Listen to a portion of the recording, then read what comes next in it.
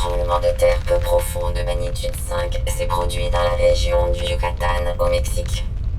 Programmer un robot pour rédiger un article sur des informations élaborées autour de chiffres et de données, c'est déjà possible pour des actualités basiques comme la finance ou la météo. Sans oublier les résultats d'événements sportifs ou les soirées électorales, gourmands en statistiques de tout genre. L'intelligence artificielle, ou IA, c'est de prime abord des algorithmes qui convertissent en temps réel des données massives, les fameuses big data. Des faits, rien que des faits, passés à la moulinette de la data, rien que de la data. Notre robot reporter peut aussi produire des data viz, ces toiles abstraites où des bulles colorées s'animent pour illustrer de grandes tendances sur la pollution, la démographie ou les virus. Figurez-vous que ces robots existent. Il y a même des trophées qui récompensent leur excellence, comme pour de vrais journalistes. Les journalistes remplacés par des robots plus efficaces ?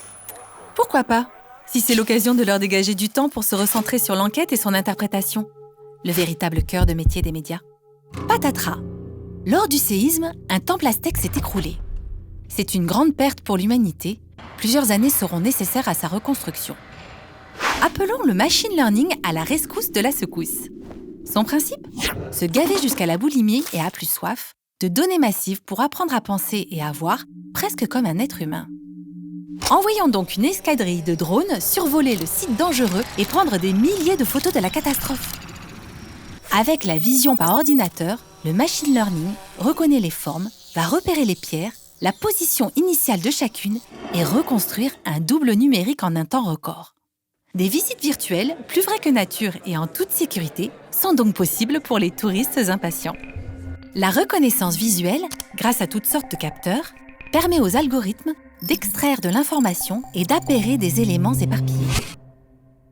De là à les utiliser pour nous manipuler, il n'y a qu'un pas. Et il a déjà été franchi. Nouvelle étape dans l'IA, le deep learning. Avec l'aide de réseaux de neurones artificiels, il escamote un visage au profit d'un autre et fait bouger les lèvres de manière synchrone et indétectable. C'est intéressant pour le doublage d'un film ou la traduction automatique d'une langue à une autre. Mais quand cela devient un deepfake, un hypertrucage, cela peut causer des dégâts. Insérer le visage d'une célébrité à la place d'une autre ou lui faire dire tout et son contraire, c'est une onde de choc médiatique.